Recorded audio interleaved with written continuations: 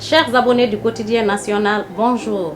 Bienvenue dans votre journal Écho de nos quartiers qui vous parvient tous les dimanches à partir de 9h sur nos canaux de communication et notre chaîne YouTube. Pour ce deuxième numéro, on en parle toujours les cas d'inondation qui se multiplient avec les premières pluies qui s'abattent sur Conakry, causant nombreux dégâts dans plusieurs endroits.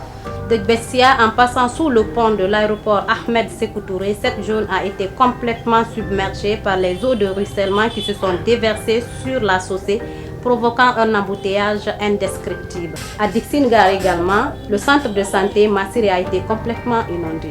Nos reporters Sarafdine Kondé et Suleiman Neuf Kamara ont fait le tour de certains quartiers pour constater l'ampleur des dégâts. Suivez leur reportage.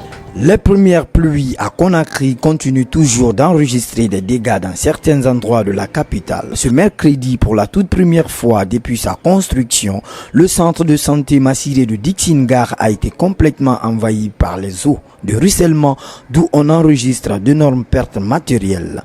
Docteur Lancinet, chef du centre de santé Massiré de Dixingar, selon lui, la cause de cette inondation tire sa source suite à une mauvaise réalisation des canaux d'évacuation. Moi déjà, je suis là il y a 2 ans, 9 ans, mais c'est la première fois qu'une inondation nous arrive. Et là, c'est lié au fossé, à la route que les Chinois viennent de faire. Parce que si vous regardez un peu dehors, il y a des jonctions, c'est-à-dire 2 pentes qui se joignent. Là, les pentes là se joignent et que la pluie vienne, les caniveaux sont trop pleins. Alors l'eau se déverse chez nous. Sinon, ce n'est pas forcément dit que la pluie est là, ce n'est pas notre cours ou le fossé qui est auprès de nous, ce n'est pas ça. Mais le grand fossé qui est dehors avec les Chinois, c'est ce qui cause l'inondation là. Voilà, sinon il n'y a pas d'inondation ici. Et cette année-là, ça fait 2 fois. Voilà, quand le quitte Avaria, ça se déverse ici. Quand le quitte vers Dixine Centre 1, là, ça se déverse ici. Mais les zones de quartier sont venues nous aider. Ils ont trouvé un peu derrière, un peu partout. Les dégâts sont énormes. Selon Dr Oulari, ni été l'intervention des jeunes du quartier, le pire allait se produire. Sur ce, il lance un appel aux autorités compétentes de les venir en aide pour pouvoir reprendre les activités. Les dégâts sont énormes. Déjà, tout ce qui était à terre sont partis. Les matériels, les microscopes, les centrifugeurs, les ordinateurs. Tout ce qui était un peu à terre au niveau de genoux sont partis. Et tous ceux qui sont en haut, quand l'eau est rentrée, les tables, il a soulevé les tables et finalement sont déversés à terre.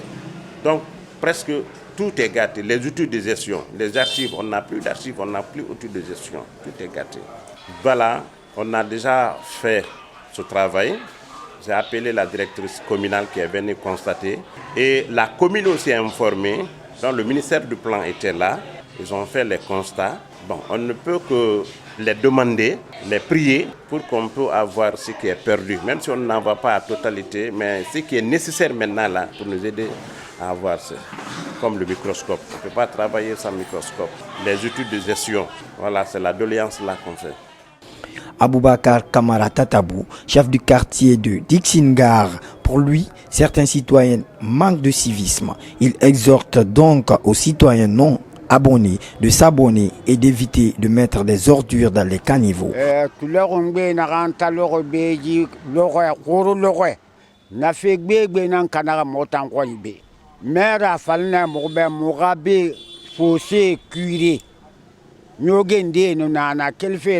Dixingar rai fa fera Dixingar ma machine fane ina na birin cuire ye goroma kono krana ansa kel fe 8-15 fa fera kada fa ji Carrefour to sawo dire on sa de saganam bombo nama na birin lang turu kire nama yogen yara madi aye fama sesse mona khambira ye dange mana ma yoge sari je mona madange de fakra gbatoso nana xe je so nde wani kui afrende sinwe den daga yelangi jirende nana et ma der kotoki jirende nana à ciel ouvert.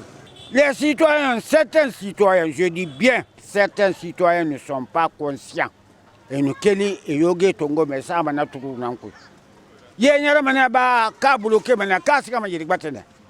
Voilà le cas. Pour éviter le pire, pire, ils demandent aux autorités de leur faire face afin d'achever les travaux du canal d'évacuation de Dixine-Bora. Le gouvernement m'a dit qu'il y a Mali. Il y a Mali, il y a Deme.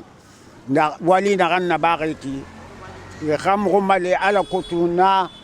Nyoge na rena sende kui rabana. Il y a Dali na Keli. Yoge rabana. Adale sansana. Yoge mona mabade na de. Koni ni fe dali bana ya kosi. Mri yoge bi ko man esa tuti ma mugafa la mangebe. Go fa wongafa yoge ko wongasa woto gbata ko ya kasa sa yirwete. Muwa majikani wo na kanjiki. Na kanna beki. Sumaya. Muwa mane kamo mali jifanga continuer. Akasiga han asa gorobama. Yandi yakakele yakamu mali alokutumbe riba.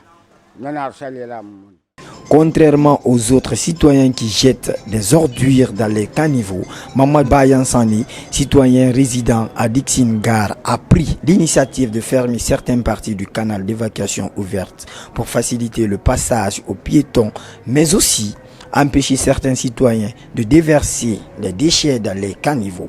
Il lance un appel aux autorités d'impliquer les natifs du quartier pour certains travaux concernant leur quartier pour le bon suivi. Les caniveaux non couverts là, moi avec mes maigres moyens, j'avais fait 3 dalles pour le passage piéton. Mais comme les gens déversent les ordures dans les caniveaux, un jour le quartier a dépêché une machine ici pour venir curer. Et c'est la machine là qui a détruit encore les dalles que moi j'ai faites là.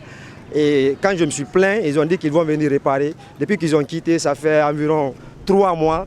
Jusqu'à présent, rien n'est fait. Le message que je lance à ces citoyens qui jettent les ordures dans les caniveaux, ils n'ont qu'à faire comme moi j'ai fait. S'abonner au PME, ce n'est pas cher. Ça ne dépasse même pas les 30 000 francs par mois.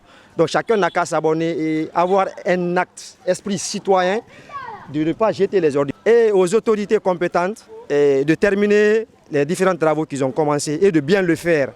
Et en plus, les entreprises à qui on donne les travaux, ils n'ont qu'à impliquer les riverains. Parce que ce sont les riverains qui connaissent comment marche leur quartier. Voilà, les endroits où les eaux de ruissellement passent, on pourra les orienter, mais s'ils viennent, les gens qui ne parlent même pas votre langue, vous les parlez, ils ne vous écoutent même pas, ils font ce qu'ils ont à faire et ils rendent joli après eux, et c'est des dégâts. Vous voyez même l'hôpital, c'est une première que l'eau rentre dans le centre de santé de Massiré. Ça n'a jamais été.